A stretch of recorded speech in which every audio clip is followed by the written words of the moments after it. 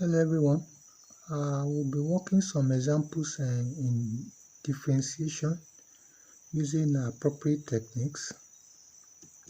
So we start with example on implicit differentiation. The question says find dy dx at the point y comma 1 at the point, that means x is 1 and y is 1 on the curve 3x squared plus 2y squared plus xy plus x minus 7 equals to 0.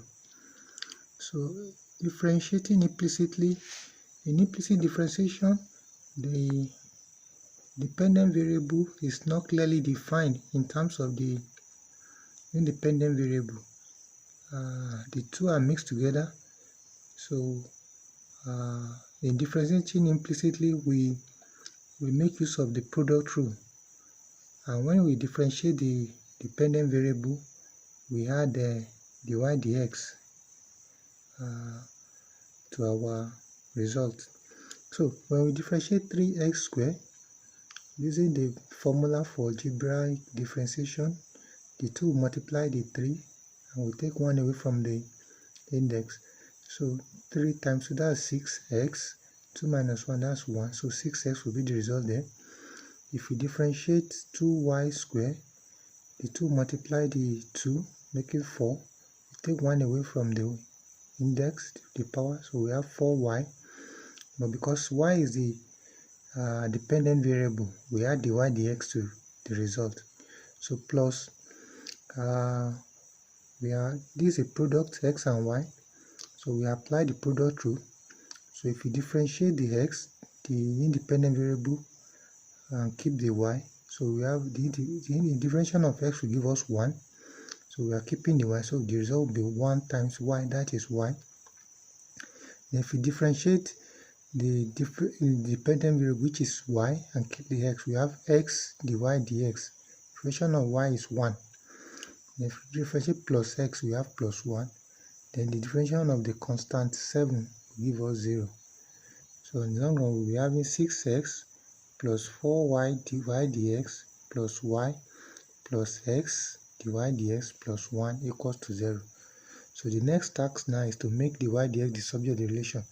So we move the terms containing dy dx to one side and others to the other side. So we have 4y dy dx plus x dy dx. These are the two terms containing the differential dy dx. So y equals to, we take 6x and 1 to the other side, 6x, y, and 1. When they get to the other, they become minus, so we factor out the minus. So you have minus 6x plus y plus 1. So invariably, we factor out the y dx from here too. We have 4y plus x into bracket of the y dx. So we divide both sides by that. So we'll be having the y dx equals to 6x minus, everything is minus, keep the minus 6x plus y plus 1 divided by x plus y. So that will be the result of the implicit differentiation. So at the point x is 1 and y is 1, so at the point x comma y equals to 1 comma 1, so anywhere we see x in the differentiation we put 1, and anywhere we see y we also put 1. So you have 6 into 1 plus 1 plus 1 over 1 plus 4 multiplied by 1. So in the long run we have 6 plus 1 plus 1, so that gives us 8 over 1 plus 4, which is 5. So the final result will be minus 8 over 5. So that means that this is the gradient of the curve at the point 1 comma 1. This is another example. Given that y equals to x exponential minus x, find dy dx, the second derivative, the square y over the x square, and show that the square y over the x square plus 2 multiplied by dy dx plus y equals to 0. So you have to find the first derivative and the second derivative. The second derivative is the square y over the x square. We obtain that by differentiating what we the result of our differentiating the first time. So this is an exponential function. So the differentiation of e raised power x is e raised power x. But first of all, we differentiate the power. That minus x, remember the minus x will give us minus 1. We bring it down. So we are using product rule. If we differentiate y equals to x e raised power minus x, we employ the use of product rule when we differentiate e raised power minus x and differentiate the x. We're going to be having 1. Differentiation of x is 1. The differentiation of then we hold e raised power minus x. So we have e raised power minus x multiplied by 1. So the second thing now is to hold the x, that's x, then differentiate e raised power minus x and add it. On differentiate e raised power minus, we're going to be having minus e raised power minus x. But when you differentiate minus x, we're going to be having minus 1.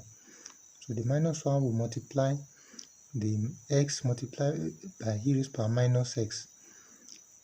So that will give us the y ds equals to e raised power minus x minus x e raised power minus x. We're supposed to add it together, but the minus x that we obtain on differentiating minus x will give us minus 1. So that's why we're having minus there as the in between e raised power x and x e raised power minus x. So now to obtain the second derivative of this, we differentiate this result one more time. So give us the square y over the x square. If we differentiate e raised power minus x, we have minus e raised power minus x. Because we differentiate the power, that index of minus x, we have minus 1. So the minus 1 will give us minus 1, which is we have minus. When we differentiate e raised power minus x itself, that means it returns e raised power minus x itself. So we're sort of using chain rule, composite function to differentiate e raised power minus x, because minus x is another function on its own. Okay, so when we now differentiate minus x e raised power minus x, we keep the minus outside, then we apply the product rule here again. If we differentiate x and keep the minus x, we have e raised power minus x. Then if we now differentiate e raised power minus x and keep x, just as we did in the differentiation of dy or in the first differentiation, we now have x e raised power minus x. So differentiation of minus x to give us minus 1. So the minus 1 will now multiply the result. So we have minus x e raised power minus x. So on the long run, we have minus the square y over the x square will be minus e raised power minus x minus bracket of e raised power minus x minus x e raised power minus x. So we can open up the bracket. If we open up the bracket, we have minus e raised power minus x and another minus e raised power minus x minus x. Minus times 1 will give us plus, so plus x e raised power minus x. So we can write the plus x e raised power minus x first, then minus e raised power minus x and minus, so we have 2 of that. Minus e raised power minus will be minus 2 e raised power minus x. So this will be the second differential. So the first differential is e raised power minus x minus x e raised power minus x, and the second differential will be x e raised power minus x minus 2 e raised power minus x. So to go and show what we asked to show that second differential plus 2 multiplied by first differential plus 1 equals to 0. So we bring in the result for the second differential. That's x e raised power minus x minus 2 e raised power minus x. And that's the result for the second differential. Then for the first differential, plus 2 e raised power minus x minus x e raised power minus x. Then our y. The question gives us what y is, which is a y equals to x e raised power minus x. So that's what we substitute for as y here now. So plus y, which is x e raised power minus x. So we open up this bracket 2 multiplies everything inside. So we have x e raised power minus x plus minus 2 e raised power minus x, then plus 2 e raised power minus x minus 2x e raised power minus x plus x e raised power minus x. So when we collect the like terms, you can see that x raised power minus x is here, and then we have x raised power minus x here. So when we add the two together, so we have plus 2x e raised power minus x. Then minus 2x e raised power minus x is here, and plus 2e raised power minus x is here. So these two will cancel out each other. Then by the time we add x e raised power minus x and x e raised power minus, which is 2x e raised power minus x, to also cancel these 2x e raised power, so we'll be having 2 e raised power minus x minus 2 e raised power minus x, which will become 0. Then minus 2x e raised power minus x plus 2x e raised power minus x will cancel out each other. So the result will be 0, which is what we are asked to show us, that the result of that second differential plus 2 multiplied by 4 differential plus y equals to 0. Let's look at this logarithmic function. We are asked to differentiate if y equals to log base 2 square root of x raised power 5 plus 4. We have to find the y dx, the differential of that. So to do that, we first of all convert to index form. So using conversion from logarithmic form to index form, the base is 2, so 2 raised to power y will be the same thing as x raised to power 5 plus 4. The square root is in the index form is going to give us power of half. So on doing that now, we take the log of both sides to the base of e, the natural log. So if we take natural log of both sides, we have log 2 raised to power y base e.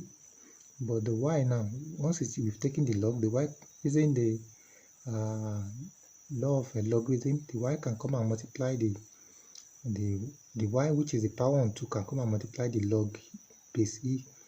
So we have y log base e, y log 2 to base e. So the same thing, we take log to base e of this other side too. So and half 2, using the law of logarithm, the half will come and multiply the log. We have half log x raised to power 5 plus 4 base e. So now we differentiate this. Now in differentiating this, differentiation of y will give us 1 dy dx. Then the log 2 base e is a constant. Since it has no variable, it's containing no variable. So we look at log 2 base e as a constant. So differentiation of y log 2 base e is just going to give us dy dx log 2 base e, because the differentiation of y is 1. So because y is the dependent variable, so we have dy dx by c. Then differentiation of half log x raised to power 5 plus 4 base e.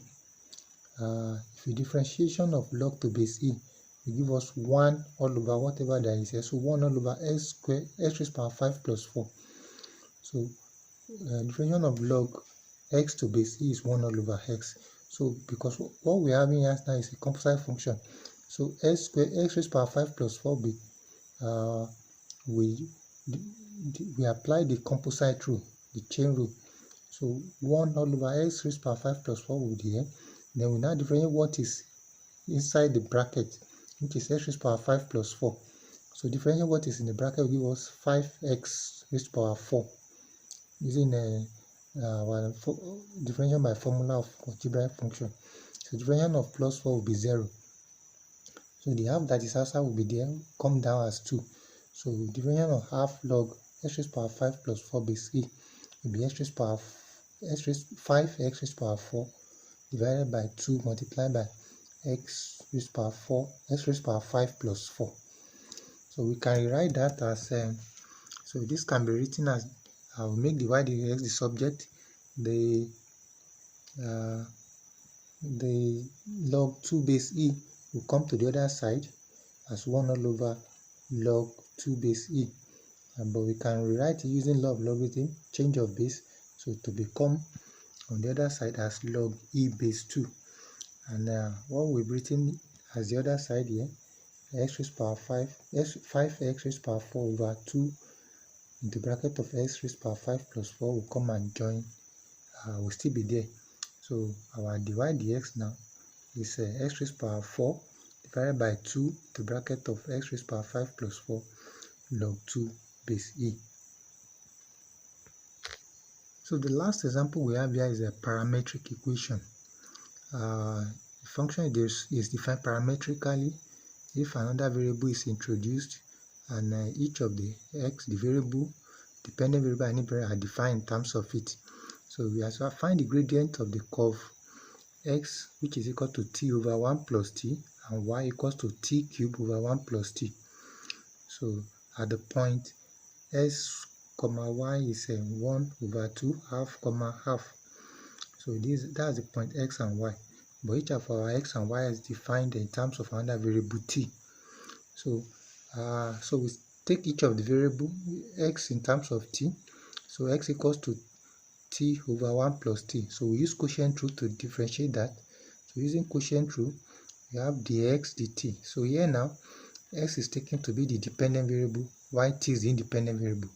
So applying the quotient rule on that, which is you hold the denominator, we differentiate the numerator, minus hold the numerator, differentiate the denominator, all over denominator square.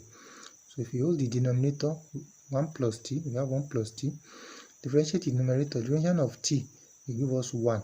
So we have 1 plus t multiplied by 1 there.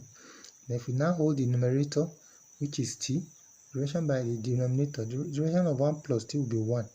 So we have minus t times 1 over denominator whole square. So 1 plus t whole square. So if we simplify that, open the bracket, 1 plus t minus t. So that will give us 1.